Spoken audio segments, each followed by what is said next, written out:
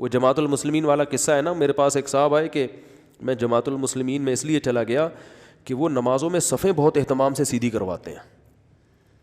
میں نے کہا اس کا مطلب قادیانی اگر اس سے بھی زیادہ اہتمام سے صفیں سیدھی کروائیں تو وہ تو پھر اس سے بھی اچھے ہو گئے. کسی کی ایک خوبی سے یہ تھوڑی ہو جاتا ہے کہ وہ بندہ ہی ٹھیک ہے، یہ تھوڑی ہو جاتا ہے. ایک صاحب، ہم جب اسکول میں پڑھتے تھے، میرے کلاس فیلو قادیانی تھا، وہ مجھے قادیانیت کی بہت تبلیغ کرتا تھا. تو اس نے مجھے ایک دن بتایا کہ کبھی ہمارے اجتماع میں آؤ، اتنی رو رو کے دعائیں ہوتی ہیں کہ آپ کی سوچ ہے، ایسا روتے ہیں اللہ کے خوف سے، بتیاں بجھا کے روتے ہیں. ہم اللہ کا شکر ہے بڑے مضبوط تھے، ہمارا تعلق تھا علماء سے. ہم نے کہا اس سے ڈبل رو لو، قیامت میں جانا تم لوگوں نے جہنم میں ہی ہے، اس سے الٹا لٹک لٹک کے رو لو، رو رو کے آنسوؤں کے کنستر جو ہے نا بھر دو، کنٹینر بھر دو، کچھ بھی نہیں ہونے والا.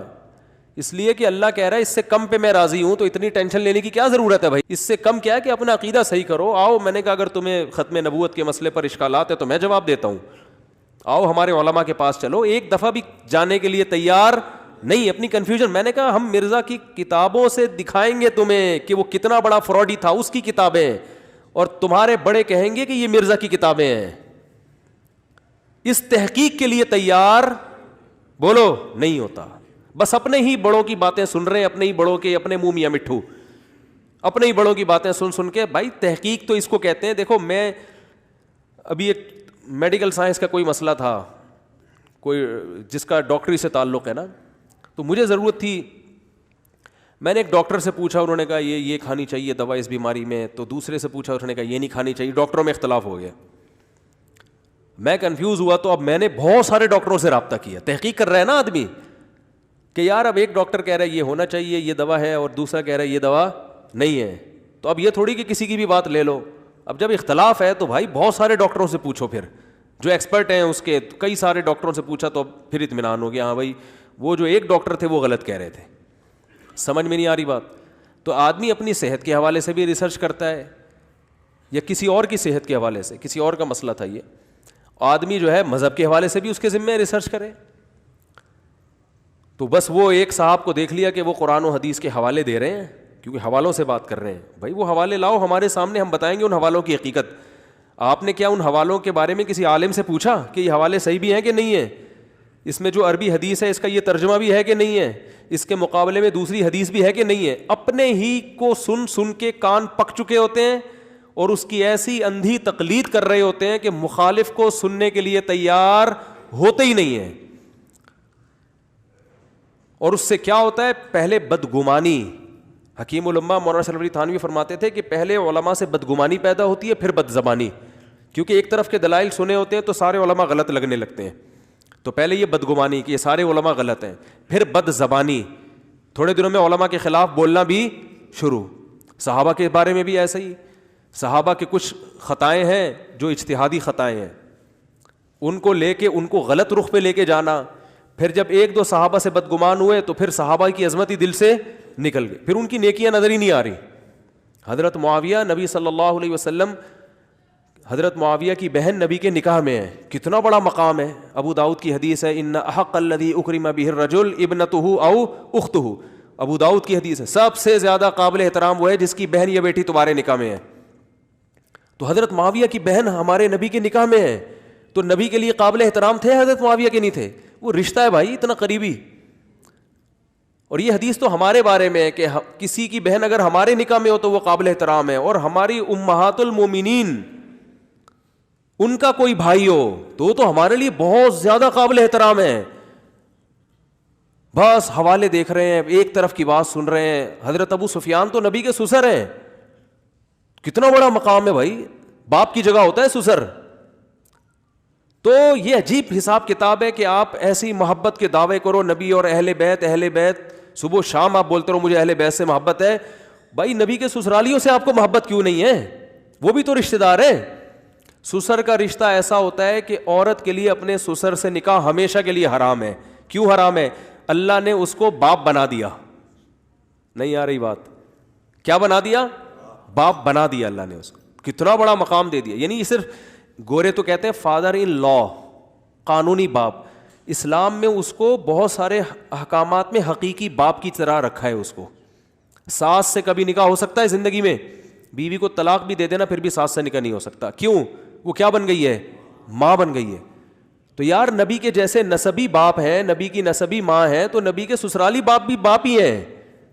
اور اس کا بھی اللہ قرآن میں ذکر کرتا ہے فَجَعَلَهُ نَسَبًا وَصِهْرًا, ہم نے انسان کو پیدا کیا, اسے دو خاندان دیے, ایک نسب والا اور ایک سسرال والا. یہ اللہ نے ذکر کیا ہے. تو یہ تو نبی کا خاندان ہے, اتنے قریبی ہیں. لیکن وہی ایک شخصیت پرستی, بس ایک کو سن سن کے ہر چیز میں یہی چل رہا ہے. اور ایسے لوگ اپنے آپ کو کہتے ہیں قرآن و سنت کو فالو کرتے ہیں, ہم کسی شخصیت کو نہیں مانتے. تو میں یہ بتا رہا تھا, وہ جو قادیانی نے مجھے کہا نا کہ ہم تو بتیاں بجھا کے روتے ہیں اور یہ کرتے ہیں, وہ بھائی اتنے تکلف کی آپ کو ضرورت نہیں ہے. بتیاں بجھانے کی بھی ضرورت نہیں ہے, نہ رونے دھونے کی ضرورت ہے. آپ صرف یہ تحقیق کر لو کسی دوسرے مسلک کے عالم کے پاس جا کر,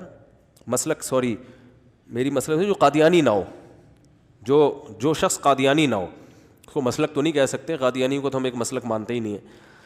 آپ جاؤ علماء کے پاس جاؤ اور کہو کہ بھائی میں مرزا کے بارے میں تہہ دل سے تحقیق کرنا چاہتا ہوں کہ وہ نبی تھا یا نہیں تھا. یہ تحقیق کرنے پر گورنمنٹ کی طرف سے کوئی پابندی نہیں ہے.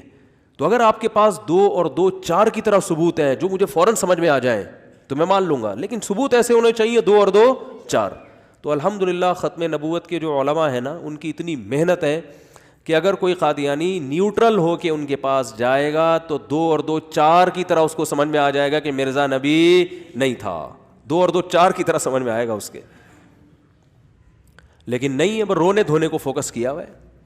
پھر وہ یہ بھی مجھے کہتے تھے ہم تو نماز آپ کی طرح پڑھتے ہیں, ہم تو جناب وہی 5 ٹائم نمازیں پڑھتے ہیں, تراویاں ہمارے یہاں 20 رکعتیں تراویاں ہوتی ہیں, سارے کام وہی ہیں, بس اتنی سی بات پر ہم کو آپ نے اسلام سے خارج کیا ہوا ہے. میں نے کہا یہ اتنی سی ہے ہی نہیں, یہ اتنی سی بات ہے. نبوت کا مطلب کیا ہوتا ہے؟ آخری نبی کا مطلب اب سکہ کس کا چلے گا؟ محمد صلی اللہ علیہ وسلم. ہر بات آپ کی چلے گی.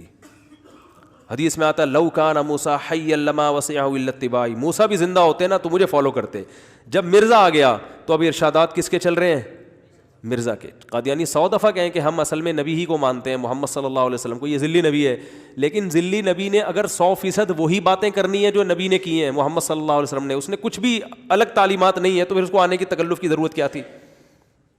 ہے بھائی, اس کو اس تکلف کی ضرورت کیا تھی؟ اور اگر کچھ چینجنگ ہے تو اس کا مطلب نبی صلی اللہ علیہ وسلم کو جو عہدہ اللہ نے دیا ہے وہ عہدہ آپ نے ختم نبوت تو ہمارے نبی کا سب سے بڑا اعزاز ہے, سب سے بڑا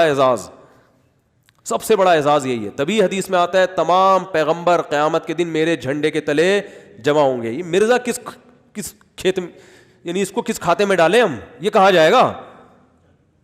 اگر یہ بھی نبی کا ذلی نبی ہے معاذ اللہ, تو یہ کیا کر رہا ہوگا وہاں پہ؟ جب سارے پیغمبر جتنے بھی آئے ہیں نبی کے جھنڈے کے نیچے ہوں گے, یہ اسی لیے ہوں گے کہ آپ آخری نبی ہیں اور آپ کے بعد پیغمبروں کا سلسلہ ختم ہو گیا. یہ بھی میں دلائل نہیں دے رہا قادیانیوں کے باطل ہونے کی. بعض دفعہ یہ ہوتا ہے تو لوگ اس کے جوابات دینا شروع کر دیتے ہیں, وہ دلائل کی دنیا ایک الگ ہے. میں تو ابھی صرف ایک آسان لفظوں میں سمجھا رہا ہوں. اور اگر قادیانی اس پہ بات کرتے ہیں کہ آپ صلی اللہ علیہ وسلم آخری نبی نہیں ہے, وہ اس پہ بحث کرتے ہیں. اگر آخری نہیں ہے, تھوڑی دیر کے لیے فرض کر لو نقل کفر نباشت, تو پھر 1400 سال میں صرف ایک نبی کیوں آیا؟ سب سے زیادہ فاصلہ حضرت عیسیٰ اور ہمارے نبی کے درمیان ہے 600 سال کا. اس سے زیادہ فاصلہ کبھی کسی پیغمبر کے 2 پیغمبروں کے درمیان نہیں ہوا. اور یہ ہوا بھی اس لیے کہ اینڈ میں آ رہے ہیں نا, آخر میں آ رہے ہیں تو شان سے آ رہے ہیں, بہت طویل عرصے کے بعد آ رہے ہیں. تبھی قرآن کہتا ہے علی فترۃ من الرسل, اس پیغمبر کی قدر کرو, یہ بہت عرصے کے بعد پیغمبر آئے ہیں تمہارے درمیان, تو اس لیے کہ لاسٹ ہیں. تو یہ کیا بات ہے کہ اگر نبی صلی اللہ علیہ وسلم آخری نبی ہے تو آخری نہیں ہے, تو 1400 سال میں صرف ایک کیوں آیا؟ اور پھر مزید کتنے آئیں گے؟ ان کی بشارت مرزا نے دی ہے کہ نہیں دی ہے؟ کیونکہ ہر پچھلا پیغمبر اگلے کی بشارت دے کر جاتا. تو اس کا مطلب آپ مرزا غلام احمد کو آخری نبی مانتے ہو. جن کو پوری امت آخری مان رہی ہے ان کو ماننے کے لیے تیار نہیں ہو, جس کو لوگ نبی ماننے کے لیے تیار نہیں, اس کو اتنا بڑا عہدہ دے دیا کہ اس کو آخری مان لیا. تو یہ سب بیکار سی باتیں. اور وہ جو نیا نبی آیا ہے وہ آیا ہے نبی صلی اللہ علیہ وسلم کو سپورٹ کرنے کے لیے بقول ان کے. تو سپورٹ کرنے کے لیے اس کو خود غیر مسلموں کا شیلٹر چاہیے. یہ عجیب سی بات ہے کہ نہیں ہے؟ یہ لوگ کہتے ہیں قادیانی, یہ میرا ٹاپک نہیں ہے, بس اتنی سی بات کر کے میں آگے چلتا ہوں. یہ کہتے ہیں کہ مرزا غلام احمد جو نبی بن کے آیا معاذ اللہ, یہ نبی صلی اللہ علیہ وسلم کو کیا کرنے کے لیے, سپورٹ کرنے کے لیے, اسلام کو دنیا میں غالب کرنے کے لیے اور اسلام دشمنوں سے بچانے کے لیے. تو اسلام دشمن تو یہود و نصارہ ہے نا. تو یہ عجیب بات ہے کہ یہ جو پیغمبر آیا تو یہ کس کے شیلٹر میں ہے؟ برطانیہ کے تحت ان کی خلافتیں چل رہی ہیں. برطانیہ آج ہاتھ کھینچ لے تو ڈھڑم سے ختم, ان کو تو خود مدد کی ضرورت ہے. ارے آپ کمزور پڑ گئے لڑائی کے میدان میں, آپ نے فون کیا اپنے دوستوں کو, یار کوئی 2-4 بندے بھیجو میری مدد کے لیے.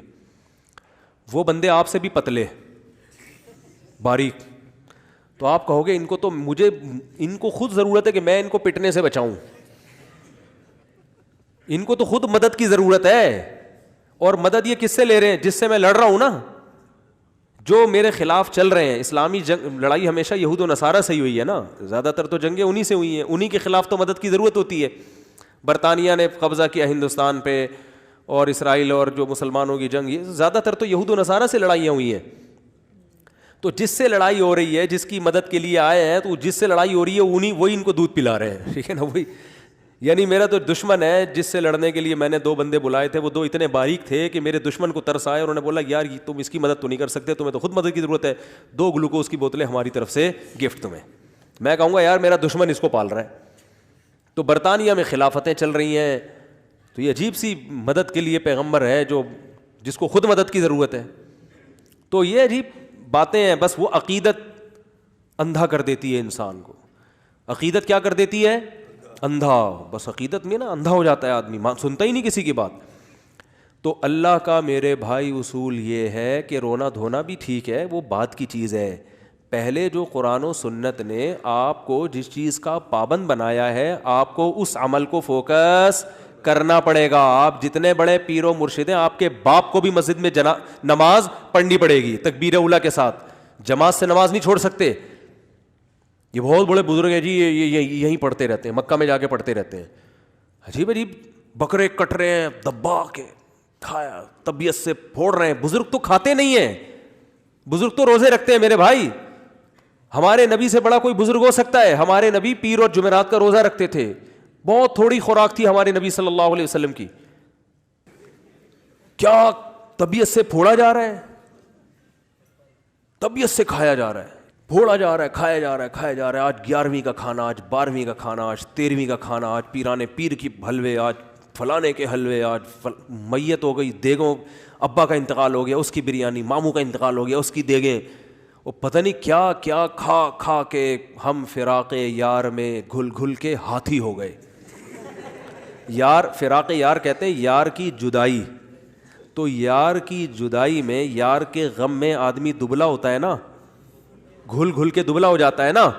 تو شاعر نے کہا ہمارے ساتھ الٹا ہو رہا ہے, عشق مصطفیٰ میں ہم دبلے ہونے کے بجائے موٹے ہو رہے ہیں. ہم فراق یار میں گھل گھل کے ہاتھی ہو گئے. اتنے گھلے رستم کے ساتھی ہو گئے. رستم پہلوان تھا نا, وہ پہلوان بن گیا وہ ماشاء اللہ. تو ہمارے پاس حق کا معیار صرف صحابہ ہیں. جو بزرگ صحابہ کی زندگی پر ہوگا از کالڈ بزرگ, ٹھیک ہے نا, اور جو صحابہ کی زندگی پہ نہیں ہوگا از ناٹ کالڈ بزرگ. ہاں کوئی بیماری یا کمزوری کی وجہ سے ہو تو ایک الگ بات ہے. کوئی جماعت سے نماز نہیں پڑھ رہے, کمزور ہیں, بیماری ہے انہیں کوئی, یا کسی کا وزن بڑھ گیا بہت زیادہ کسی بیماری کی وجہ سے, یہ تو ہو سکتا ہے. تو صحابہ میں بھی تھا, بعض صحابہ کے جسم بہت بھاری تھا, پیٹ بھی نکلا ہوا تھا, یہ ہو سکتا ہے. تو بیماری میں سے بھی ہو سکتا ہے. میں اس کی بات کر رہا ہوں جو پھوڑ کے کیا ہو گیا ہو, بیمار ہو گیا ہو. نذرانے ہدیے, ادھر سے حلوے مانڈے کھا لیے, ادھر سے یہ کھا لیا, ادھر سے یہ کھا لیا, ادھر سے مدذل الا لیا, دامت برکاتہم الا لیا, جو سامنے آیا کھا لیا. حقیقت ہے. تو روزے نہیں رکھ رہے.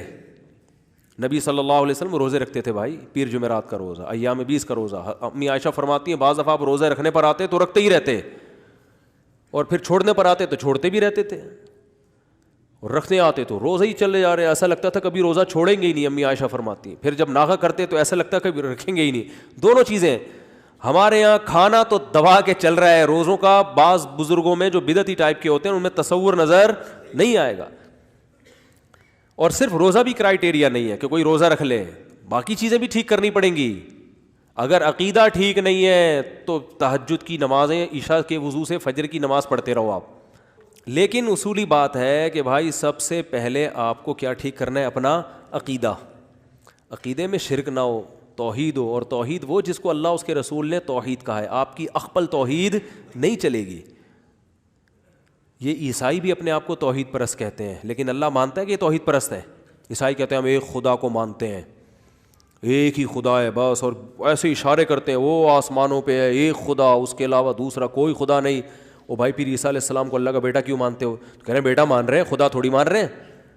ارے جب گاڈ کہہ دیا تو اس کا مطلب اس کے جیسا کوئی بھی نہیں ہے. بیٹا باپ کی مثل ہوتا ہے, بیٹا باپ کی نظیر ہوتا ہے, اس جیسا ہوتا ہے. کہتے ہیں نا یہ ابا پہ گیا ہے, یہ اماں پہ گیا ہے. کچھ شباہت ابا کی آ رہی ہوتی ہے, کچھ کس کی آ رہی ہوتی ہے؟ اماں کی. تو آپ نے جب ایک مخلوق کو خدا سے میچ کر دیا کہ اللہ جیسا کہہ دیا, تو آپ کو یہ کہنے کی ضرورت نہیں ہے کہ میں خدا کو مانتا ہوں. آپ نے اپنے عمل سے بتا دیا آپ ایک خدا کے قائل نہیں ہیں.